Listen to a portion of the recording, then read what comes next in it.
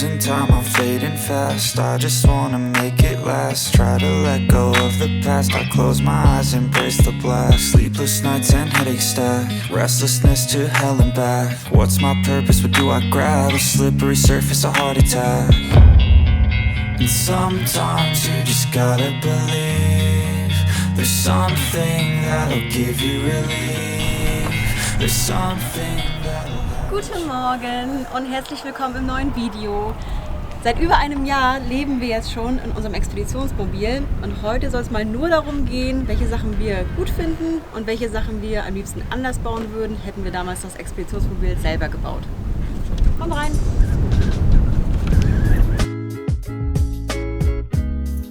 Vielleicht kann sich der eine oder andere noch daran erinnern, wie unser Kleiderschrank vor dem Umbau ausgesehen hat. Der hat auf jeden Fall kaum Fächer gehabt. Nico hat da jetzt Borte eingebaut, so haben wir richtig viel Platz in unserem Kleiderschrank. Am Anfang war hier hinten ja noch eine Wand drin gewesen. Da könnt ihr euch vielleicht noch an das eine Video erinnern, da hatten wir einen Schimmel gehabt. Seit die Wand draußen ist, haben wir kein Feuchtigkeitsproblem mehr und kein Schimmelproblem mehr. Wir haben richtig viel Platz hier, sind wir happy mit.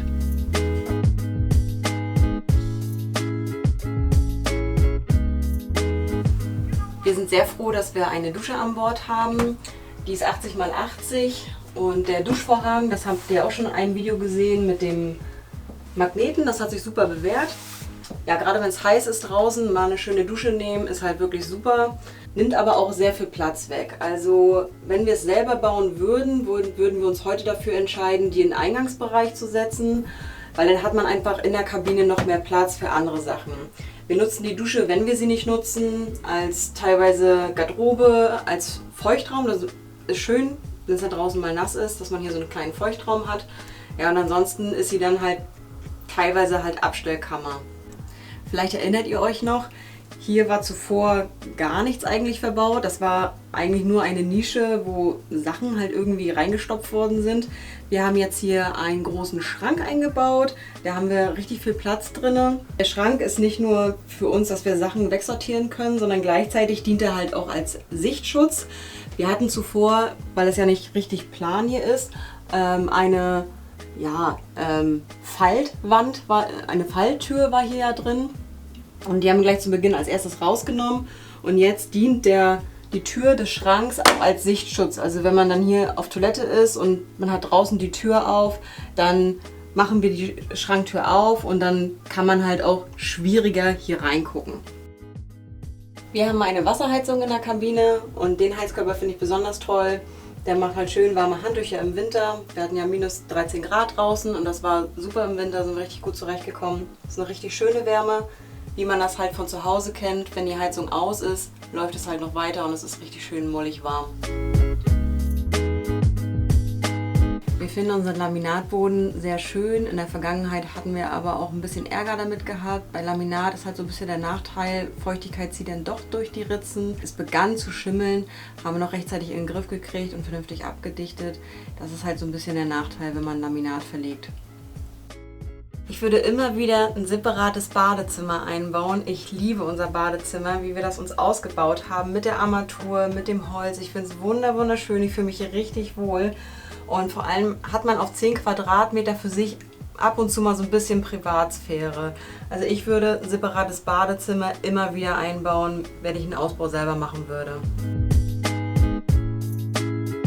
Wenn nicht der größte Flop in unserem Wohnmobil war am Anfang die fehlenden Verschlüsse in den Klappen und den Schubladen. Ihr könnt euch bestimmt noch daran erinnern, an das eine Video, wo wir nur Autobahn gefahren sind und uns ist alles aus den Schränken gefallen. Das war echt eine Mega-Katastrophe. Auf jeden Fall, was haben wir getan? Wir haben richtig gute Verschlüsse eingebaut. Hier in den Schubladen, die sind extrem massiv aus Metall und die schließen bombenfest. Da haben wir überhaupt gar keine Probleme mehr, dass uns da irgendwas während der Fahrt aufgeht.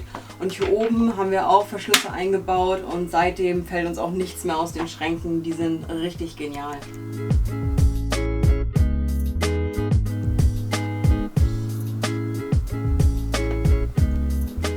Wir lieben Vollholz und organische Form und deshalb haben wir uns damals für den Einbau einer Eichen-Baumkantenplatte entschieden.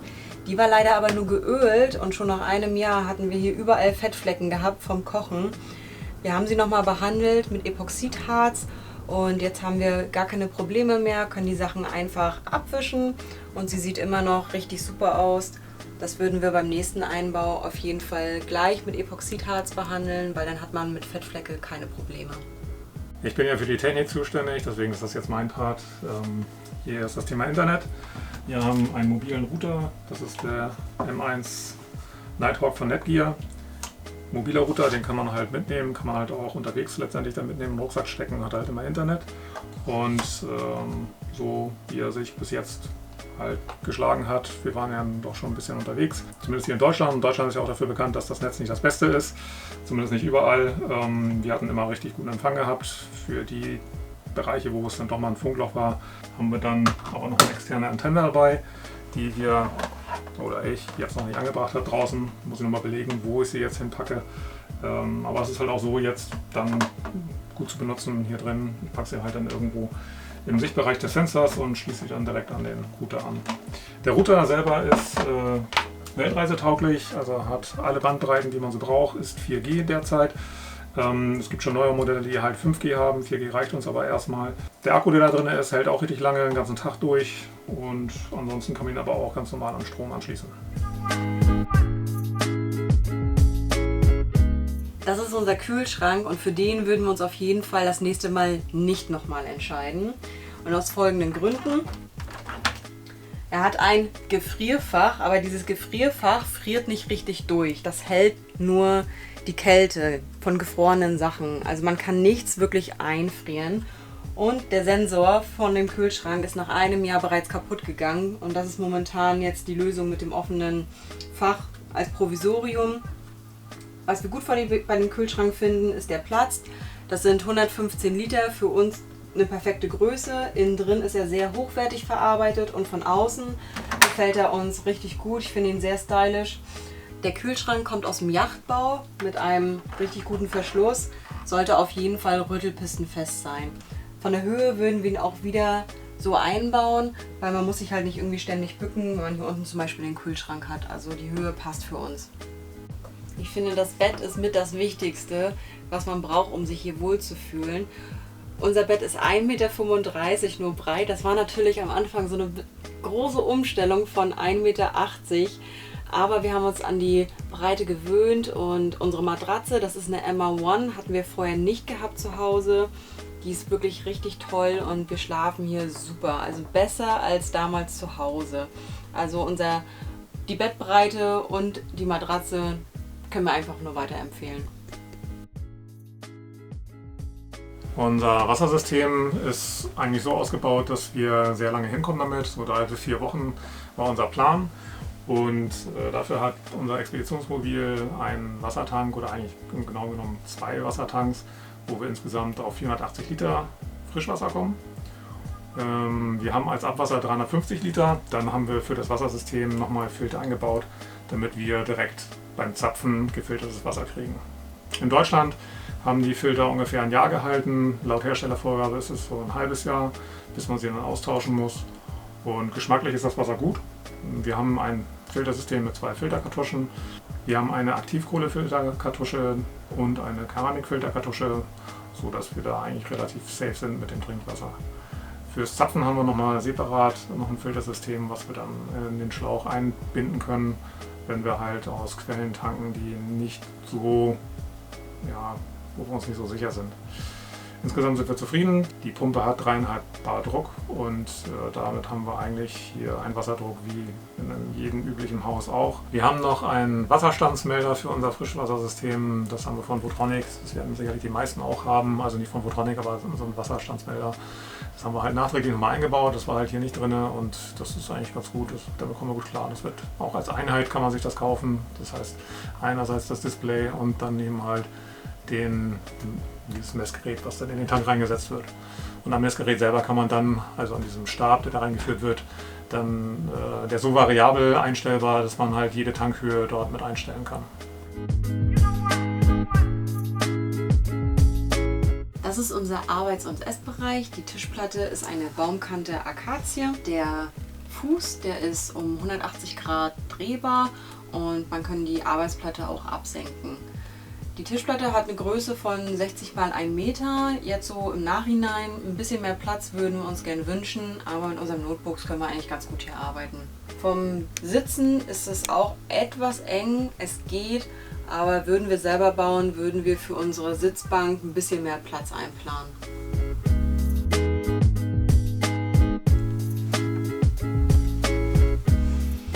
Dieser Ausschnitt, dieses Loch, ist leider ein Flop, beziehungsweise eigentlich ein Fehl.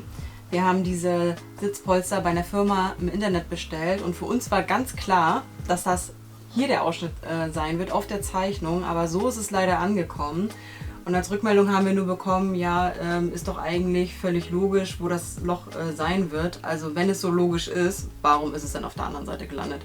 Also hat nicht so gut geklappt. Wenn ihr uns fragt, wo wir die Polster haben machen lassen, bitte seid nicht böse, aber die Firma werden wir euch dann nicht nennen.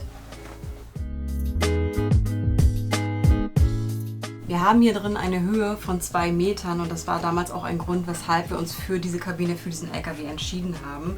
Man hätte aber diesen Zwischenboden rauslassen können. Das hätte den LKW nochmal um mindestens 10 cm niedriger gemacht, sodass wir auf eine Höhe von 3,60 Meter insgesamt mit dem LKW gekommen wären. Also wenn wir selber einen LKW ausbauen würden, würden wir den Zwischenboden auf jeden Fall rauslassen. Dass man hier so die Sicherung und die ganzen Knöpfe sehen kann, finde ich persönlich, ist nicht besonders hübsch gelöst. Also wenn ich sowas selber bauen würde, würde ich auf jeden Fall alles irgendwie so verbauen, dass man das einfach nicht sieht. Ist meine persönliche, ich finde es nicht hübsch gelöst. Das nimmt dem Raum irgendwie so ein bisschen die Gemütlichkeit, also würde ich das neu bauen, würde ich das irgendwo verstecken, wo man es absolut nicht sieht. Unser Stromsetup ist so aufgebaut, dass wir hauptsächlich mit Strom kochen werden in Zukunft.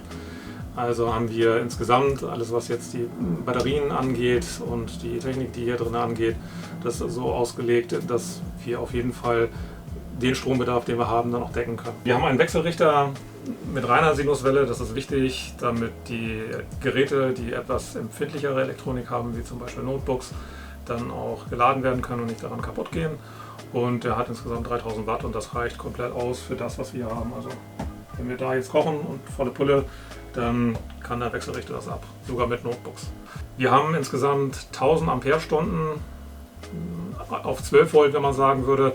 Wir haben aber ein 24 Volt System, das heißt wir haben 500 Ampere-Stunden insgesamt und man kann sagen, dadurch, dass das jetzt AGM-Batterien sind, die man ja nur maximal bis zu 50% entladen soll, haben wir rund 6000 Kilowattstunden, die wir wirklich nutzen können. Wir haben hier als Spannung 3 verschiedene Systeme drin, einmal eben halt die 230 Volt, dann haben wir 24 Volt, damit wird zum Beispiel die Toilette betrieben. Dann haben wir noch das 12 Volt System, wie zum Beispiel unsere Standheizung, die läuft nämlich nur mit 12 Volt und da haben wir dann halt noch einen Wandler drin, der das entsprechend liefern kann. Ich habe das Solarsystem so aufeinander abgestimmt, dass es gut passt. Das heißt, dass der Solarladeregler dann auch zu der Plattenstärke passt.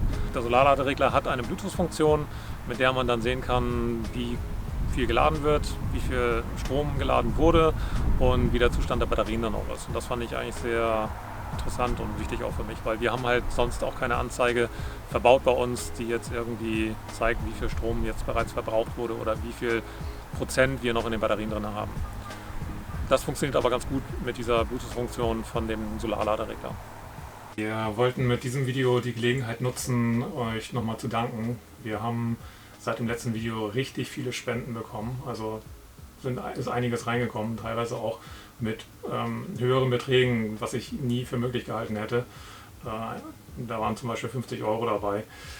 Es geht uns nicht darum, jetzt irgendwie wer wie viel spendet, aber es ist halt einfach so, dass es uns total überwältigt hat. Das hätte ich überhaupt nicht erwartet, dass wir da so viel Rückmeldung und Unterstützung bekommen. Also es hat uns sehr, sehr viel geholfen und wir möchten uns ganz, ganz herzlich nochmal dafür bedanken an alle Spender, also die nicht nur jetzt seit dem letzten Video gespendet haben, sondern auch schon davor.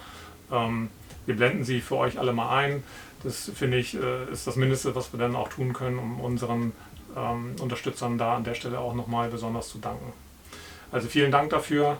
Wir haben uns sehr gefreut und es hilft uns wirklich sehr weiter, gerade jetzt in der Werkstatt, in der Zeit. Vielen, vielen lieben Dank. Vielen Dank. Es gibt noch eine andere Möglichkeit, uns zu unterstützen. Alles, was wir euch heute hier gezeigt haben, verlinken wir euch auch in der Videobeschreibung. Das sind sogenannte Affiliate-Links. Mit diesen Links zum Beispiel auf Amazon oder Camping Wagner. Wenn ihr darüber was bestellt, erhalten wir eine ganz kleine Provision und auch damit könnt ihr uns unterstützen. Auch wenn ihr nichts für den Ausbau benötigt, wenn ihr Amazon-Links von uns benutzt, kriegen wir immer eine kleine Provision dafür. Ohne dass ihr dafür mehr bezahlen müsst. Das ist halt einfach so, dass ihr dann im Grunde genommen genau dieselben Preise zahlt, wie als würdet ihr ganz normal bei Amazon einkaufen. Wir hoffen, auch dieses Videoformat hat euch gefallen. Wenn dem so ist, lasst uns wie immer gerne einen Daumen nach oben da. Würden wir uns riesig drüber freuen. Schreibt uns auch mal in die Kommentare, was ihr dann so für Ausbauflops bei euch erlebt habt oder vielleicht auch bei anderen. Das würde uns sehr interessieren. Ansonsten, wir wissen noch nicht so genau, ob wir es nächste Woche schaffen mit dem Video. Wir bleiben auf jeden Fall dran, arbeiten hart daran, das Video rauszukriegen. Da geht es dann noch weiter mit unserer Geschichte, wie es mit Odin weitergeht, wie wir weiter reisen werden, wie wir unseren Plan verwirklichen. Wir melden uns auf jeden Fall nochmal dazu. Ansonsten, Schaltet ein und dann sehen wir uns im nächsten Video wieder. bis dahin.